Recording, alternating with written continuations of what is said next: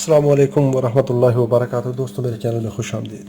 आज के इस सेशन में हम देखेंगे कि वोल्टेज क्या है, करंट क्या है, रेजिस्टेंस क्या है और पावर क्या है। इनका आपस में क्या ताल्लुक है, क्योंकि किसी भी सर्किट के अंदर जब हम बात करते हैं कि वोल्टेज अप्लाई करते हैं तो वहाँ पर रेजिस्टेंस होती है। जब रेजिस्टेंस होती है तो करंट फ्लो करती है।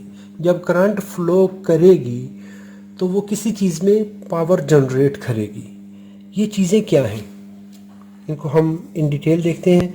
उसके लिए मेरे पास ये एक रजिस्टर है 7 ओम की, 6.8 ओम की रजिस्टर है, लेकिन मल्टीमीटर पे हम इसको चेक करेंगे। तो जब भी हम कोई एक लोड को, ये रजिस्टर है,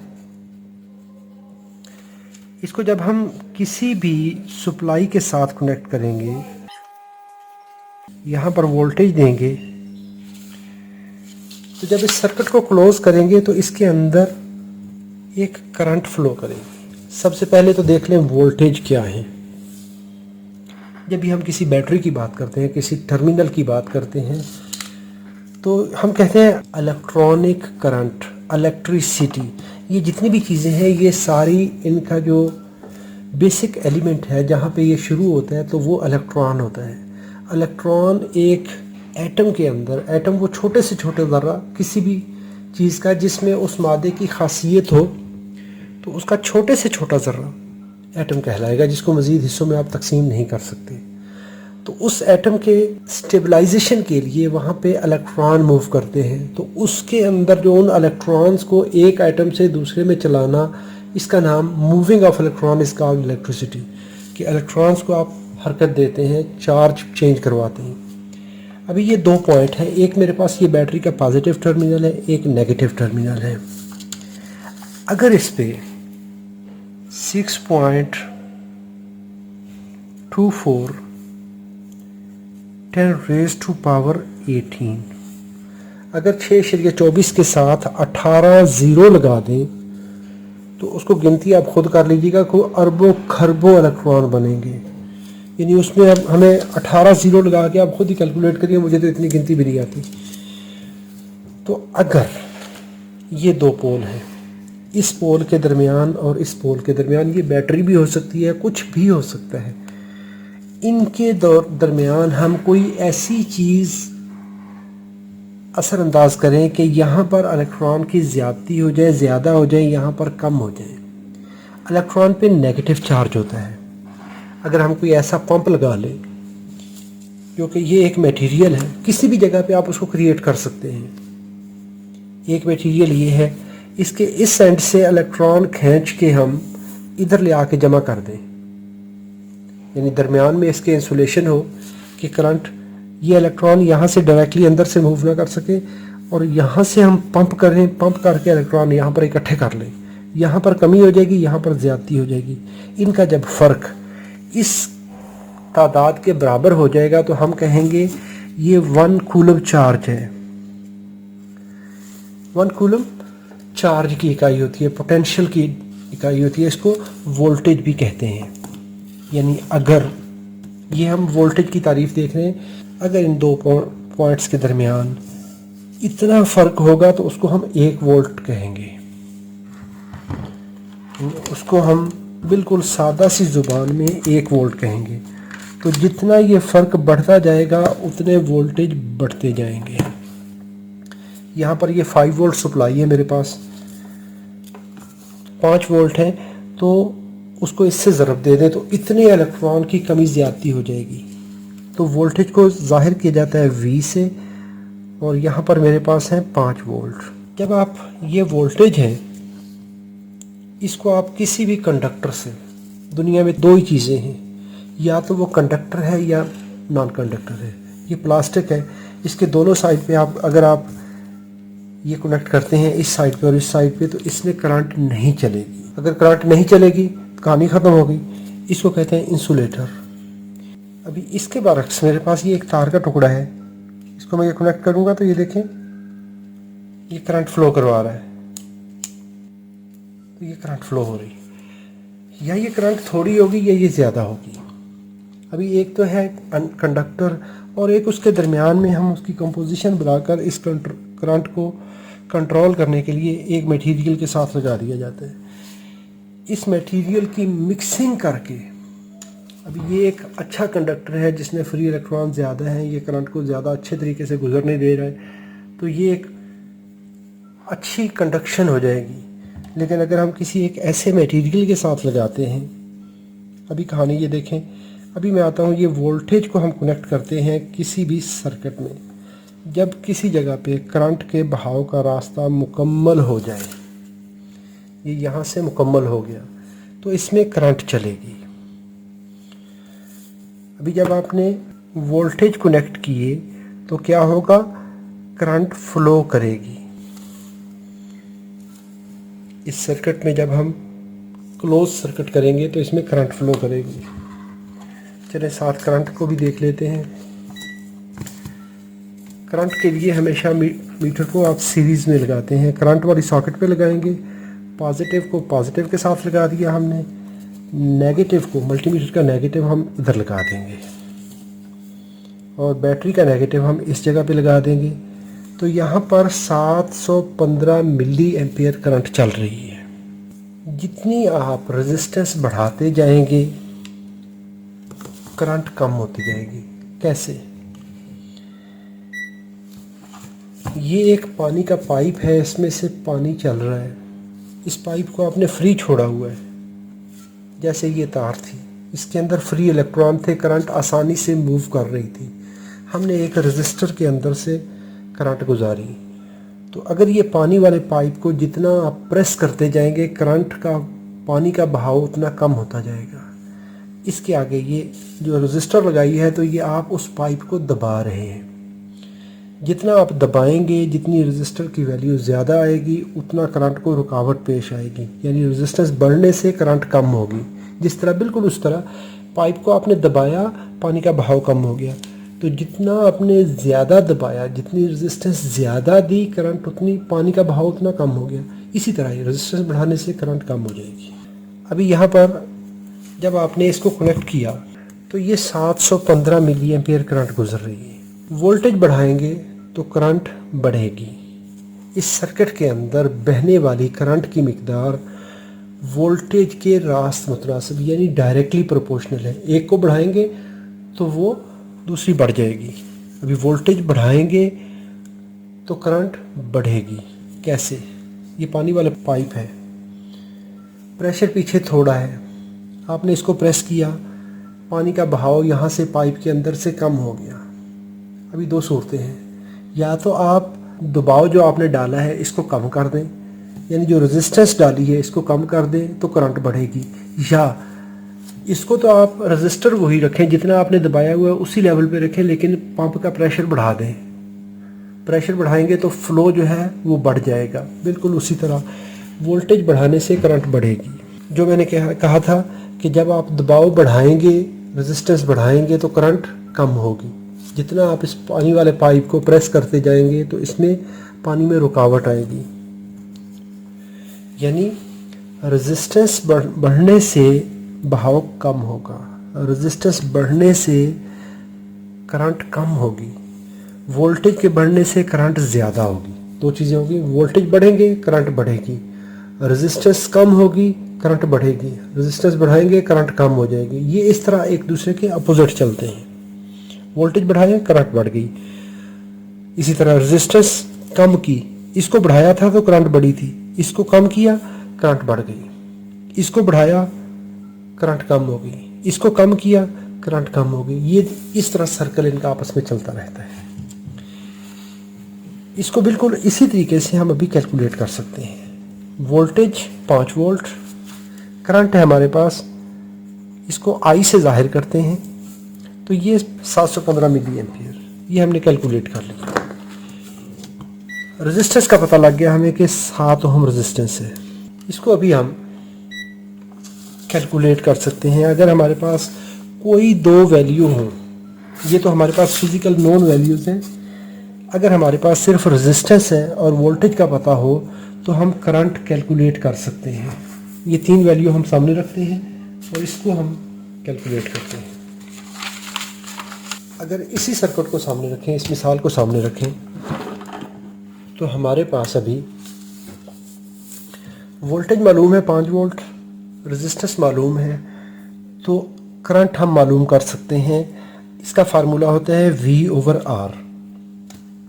वोल्टेज को रेजिस्टेंस से डिवाइड करेंगे, बिल्कुल इस तरह V/R करेंगे तो करंट मालूम हो जाएगी। तो 5 वोल्ट है, 7 ओम रेजिस्टेंस है, तो हमारी 714 कैलकुलेट की है हमने, 715 मिली एम्पेयर, यानी बिल्कुल एग्जैक्ट सेम टू सेम है। कैसे करेंगे इसको हम इस तरह देख लेते हैं। 5 वोल्ट है और इसको डिवाइड कर दें 7 ओम से, तो ये देखें 0.714, ये हमारी कैलकुलेशन आ रही है।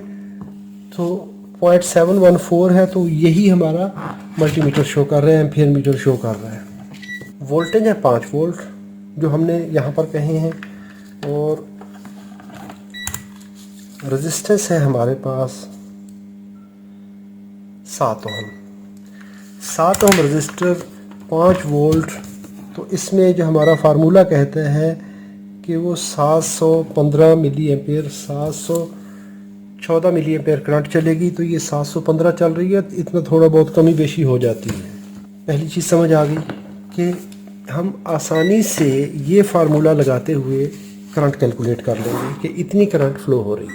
अगर हमारे पास ये चीज़ पता चल जाए, हमें वोल्टेज इतने हैं, करंट इतने हैं, तो पावर हम मालूम कर सकते हैं। इन 4 में से कोई 2 चीज़ें होंगी तो हम उसकी वैल्यू मालूम कर सकते हैं। अभी बात आती है पावर की। वोल्टेज, करंट, रेजिस्टेंस और पावर। वोल्टेज है एक प्रेशर का नाम। आपने एक पानी वाला टैंक उठा के एक मकान की छत पे रख दिया जिसकी ऊंचाई 10 फुट है, 12 फुट है, और उसमें आपने एक पाइप लगाया। पाइप जब लगाएंगे, ज़मीन की तरफ करेंगे, तो उसमें पानी का फ्लो होगा। अगर तो आपने उसमें ज़ीरो रेजिस्टेंस दी है, पाइप खुला छोड़ा हुआ है, तो सारे का सारा पानी निकल जाएगा। अभी अगर आपने क्या किया है कि उसके अंदर किसी जगह पे रुकावट दे रहे हैं, बहाव तेज़ होके निकलेगा उसमें से, तो उसको कहते हैं करंट का फ्लो। जितनी रेजिस्टेंस बढ़ाएंगे उतना फ्लो कम होगा। और साथ में क्या है कि उस पानी को, अगर तो पानी डायरेक्टली आ रहा है, अगर आप वैसे खुला छोड़ रहे हैं तो वो ज़मीन के ऊपर कोई गड्ढा खड्डा नहीं करेगा, सादा सादा फ्लो हो रहा है। लेकिन अगर आप उसको किसी ऐसी जगह पे एक शावर के अंदर से गुजारते हैं, तो वो एक प्रेशर बनाकर कोई यूज़फुल काम करेगा। वो जो काम होगा, उससे आप कुछ काम लेना चाहते हैं उस पानी से, जो प्रेशर आपने रेजिस्टेंस देकर जो आपने बनाया है, उसमें जो आउटपुट होगी, उसकी वजह से जो यूज़फुल काम होगा, उसको पावर कहते हैं। उसी टैंक को आप एक मकान से दूसरे मकान की छत के ऊपर ले जाते हैं, यानी 2 मंजिला पे, तो वहाँ पे आपका जो वोल्टेज का प्रेशर है, जो मैंने यहाँ पर कहा था, ये प्रेशर आपने बढ़ा दिया, उतनी उसको हाइट दे दी। जब हाइट देंगे तो पानी का बहाव जो है वो उतना ही ज़्यादा हो जाएगा, यानी उसका जो वर्क फोर्स है वो बढ़ जाएगी, काम करने की ताकत है वो बढ़ जाएगी। जब बढ़ेगी तो उसको हम कहते हैं कि उसके अंदर जो यूज़फुल काम आपने करवाना है वो ज़्यादा होगा। अगर आप एक मकान की छत पे रखते हैं तो शावर के अंदर पानी थोड़ा थोड़ा आएगा। अगर उसको हाइट ज़्यादा दे देते हैं तो जो उससे आप आउटपुट ले रहे हैं वो ज़्यादा हो जाएगी, यानी उस शावर के अंदर जो फुवारा लगा हुआ है वहाँ पे पानी की रफ्तार तेज़ हो जाएगी। इसी तरह अगर हम एक मिसाल देते हैं कि अगर आप 220 वोल्ट वाले जो पुराने लैंप होते थे, टंगस्टन लैंप होते थे, अगर तो सप्लाई पूरी है तो वो फुल लाइट देता था। जैसे ही सप्लाई कम होती है, जो वोल्टेज है पीछे ड्रॉप होते हैं, असल में सप्लाई कम हो रही होती है, जो यहाँ पर वोल्टेज है वो कम होते हैं। जब वोल्टेज कम होंगे तो उस हिसाब से आपने रेजिस्टेंस तो वही रखी है, लैंप तो आपके पास वही है, लेकिन वोल्टेज कम होने की वजह से उसकी करंट कम हो जाती है। जब करंट कम होगी तो जो उसने पावर जनरेट करनी है, जितनी उसने हीट जनरेट करनी है, जितनी लाइट देनी है, वो लाइट कम हो जाएगी। तो ये पावर उस चीज़ की आउटपुट होती है। इसको हम शो करते हैं वाट से। इसको हम कहते हैं एम्पेयर, इसको कहते हैं वोल्ट, और इसको कहते हैं ओहम, और इसको वाट कहते हैं, और डब्ल्यू से लिखते हैं।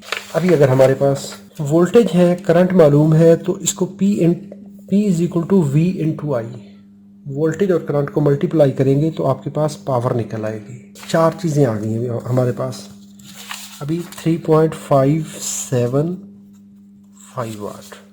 इनमें से कोई 2 चीज़ें, अगर वोल्टेज और करंट मालूम है, रेजिस्टेंस मालूम कर सकते हैं। वोल्टेज करंट मालूम है, पावर मालूम कर सकते हैं। वोल्टेज पावर मालूम है, रेजिस्टेंस मालूम कर सकते हैं, करंट मालूम कर सकते हैं। चलिए इसको ये फार्मूले में दिखाता जाता हूँ। ये मैंने कैलकुलेशन करके रखी हुई है। वोल्टेज मालूम हो और करंट मालूम हो तो आप रेजिस्टेंस कैलकुलेट कर सकते हैं V/I करके। 5 वोल्ट है आपके पास, और करंट आपने जो कैलकुलेट की है, जो मल्टीमीटर पे हमने देखी है, तो उस हवाले से 7 ओम रेजिस्टेंस, ये वाली रेजिस्टेंस है, ये आ गई। यानी वोल्टेज मालूम है, करंट आपने कैलकुलेट की थी यहाँ पर, ये आ गई।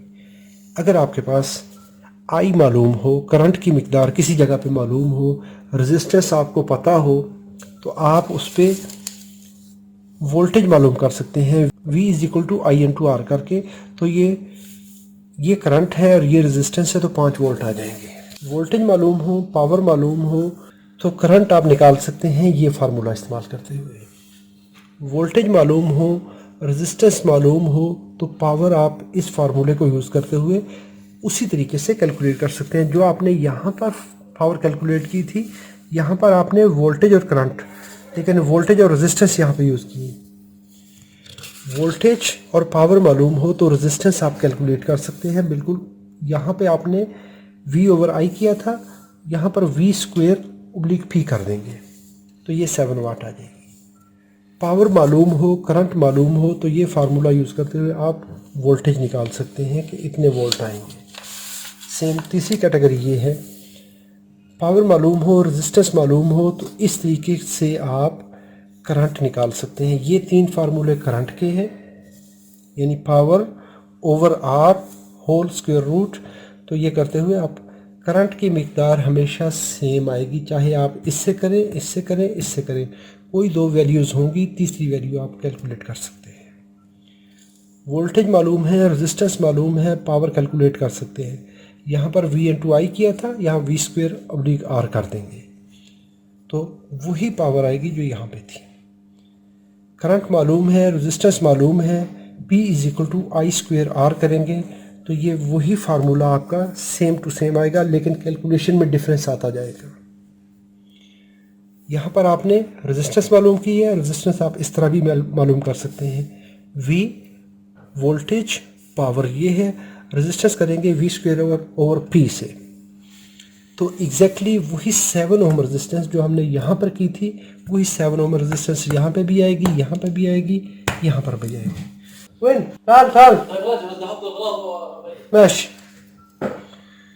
यहाँ पर पावर मालूम है, करंट मालूम है, रेजिस्टेंस आप मालूम कर सकते हैं। पावर मालूम है, करंट ये है, तो हमारी ये रजिस्टर की वैल्यू ये आ जाएगी। तो करंट भी आपने कैलकुलेट की थी, फिजिकली हमने चेक भी की है, तो ये वही वाली करंट। 2 चीज़ें आपने कैलकुलेट की हैं, तीसरी आप ऑटोमेटिकली निकाल सकते हैं। V वोल्टेज मालूम करने हैं, यानी आपको ये बताया जाए कि पावर इतनी है, करंट इतनी है, तो वोल्टेज कितने होंगे, डायरेक्टली P/V करेंगे तो ये फार्मूला आपके पास ये आ जाएगा। पावर मालूम है, रेजिस्टेंस मालूम है, तो ये फार्मूला लगाते हुए आपको वोल्टेज मालूम हो जाएंगे। ये 12 के 12 फार्मूले, ये एक बेहतरीन किस्म का नुस्खा है। इसको आप इस सर्कल में भी देख सकते हैं। यहाँ पर ये इस सर्कल को 4 हिस्सों में तकसीम किया जाता है हमेशा,